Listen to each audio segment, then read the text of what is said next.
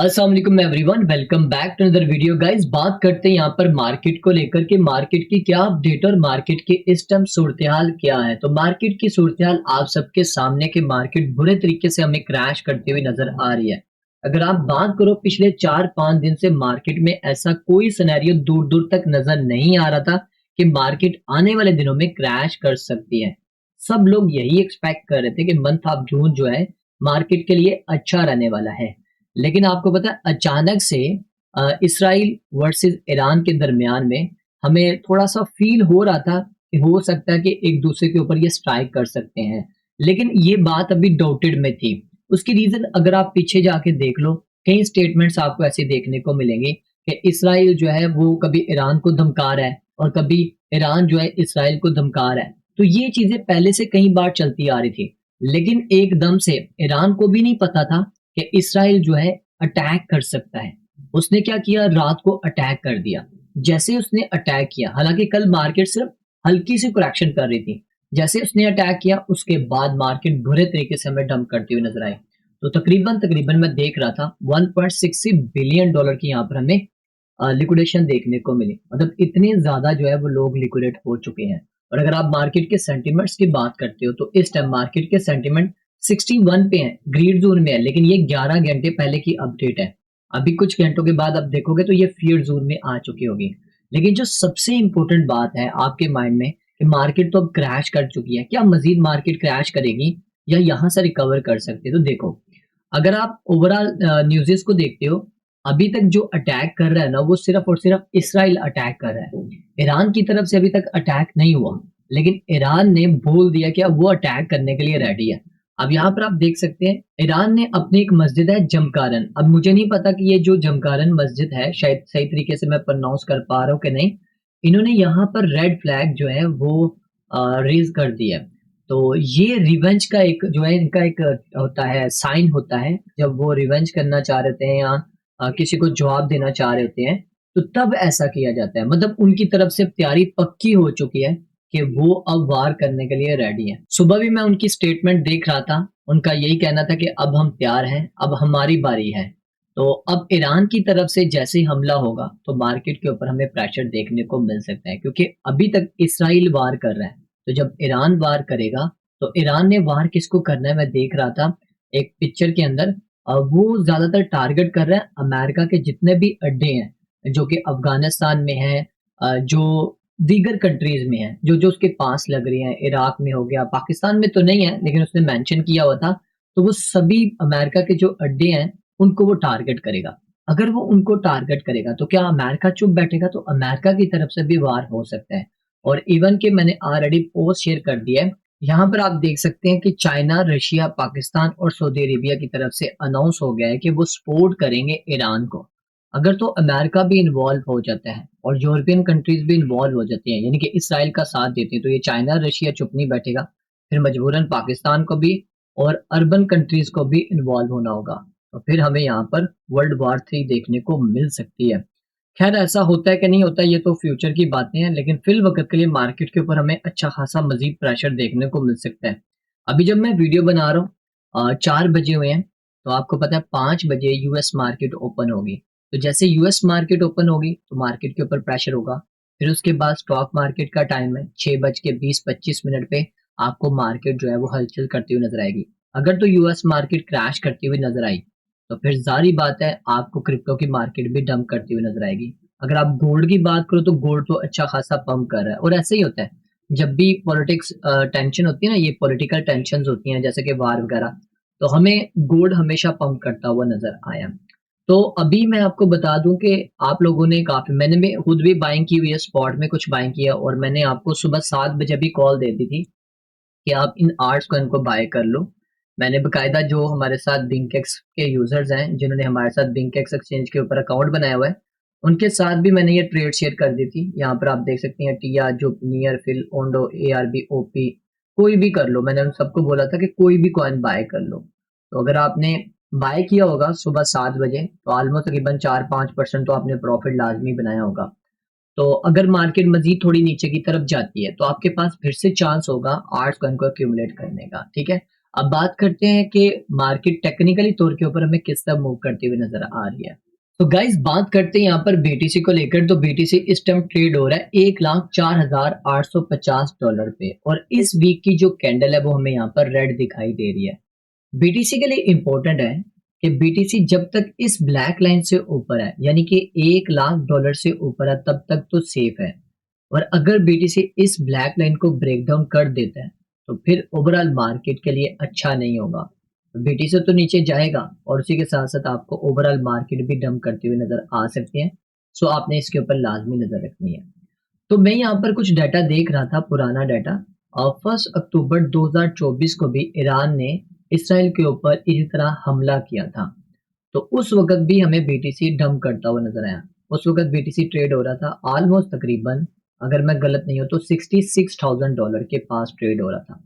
और जैसे ही Iran Israel के ऊपर हमला करता है तो बीटीसी एक ही हफ्ते के अंदर आ जाता है नीचे की तरफ, ऑलमोस्ट तकरीबन 58,000 $58,000 पे आ जाता है। तकरीबन हमें $8,000 का डंप देखने को मिला था। और फिर जो रिकवरी हुई थी वो ऑलमोस्ट तकरीबन 2 हफ्ते में बीटीसी की रिकवरी हो गई थी। आर्ट्स को इनने ज्यादा टाइम ले लिया था, ऑलमोस्ट तकरीबन 25 से 30 दिन लग गए थे आर्ट्स को इनको पंप करने में। तो ये सिनेरियो अभी भी हो सकता है अगर इसी तरह हमें ओवरऑल पॉलिटिकल टेंशन देखने को मिली और ये वार की सूरत इंक्रीज हुई, तो फिर बीटीसी ओवरऑल मार्केट इसी तरह कर सकती है। तो आपको बड़े ध्यान से अपनी यहाँ पर ट्रेड्स प्लान करनी है। अगर आप बाकी लेवल्स को देखते हो बीटीसी के, तो जो कि ऑलरेडी मैं आपके साथ कई बार शेयर कर चुका हूँ, तो मैंने आपको बोला भी है, अगर आप में से वो मेंबर जो एक्सपेक्ट कर रहे हैं कि बीटीसी यहाँ से मजीद ऊपर की तरफ जाएगा, तो इम्पोर्टेंट उसके लिए ये है, जब तक वो इस रेड लाइन को ब्रेक नहीं करेगा, जो कि हमारे पास लेवल बनता है $1,11,000 का लेवल, जब ये बीटीसी इस लेवल को ब्रेक करेगा तभी मैं एक्सपेक्ट कर सकता हूँ कि बीटीसी यहाँ पर एक न्यू ऑल टाइम हाई लगा सकते हैं। उससे पहले यहाँ पर एक्सपेक्ट नहीं किया जा सकता।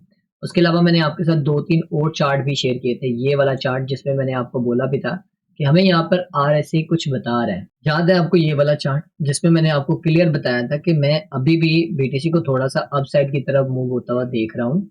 छोटी मोटी करेक्शन यहाँ पर बीटीसी कर सकता है, लेकिन ज्यादातर चांसेस है कि बीटीसी दोबारा से अपसाइड की तरफ जाएगा। तो ये थोड़ा सा अगर नीचे आता है, जैसे कि अगर आप देख लो, यहाँ से भी देख लो, इस लेवल से, ये 4 दिसंबर 2023 में, तब भी बीटीसी अपसाइड की तरफ जाता है, फिर डाउन आता है, फिर उसके बाद पंप करता है, और उसके बाद फिर इसको रिजेक्शन अच्छी खासी मिलती है। फिर उसके बाद दोबारा से यहाँ से बीटीसी ऊपर जाता है, लेकिन छोटी सी करेक्शन होती है, उसके बाद बीटीसी यहाँ पर जाता है, फिर उसके बाद यहाँ से डंप करता है। अभी के टाइम में भी सेम सिनेरियो ऐसे ही करता हुआ हमें नजर आ रहा है।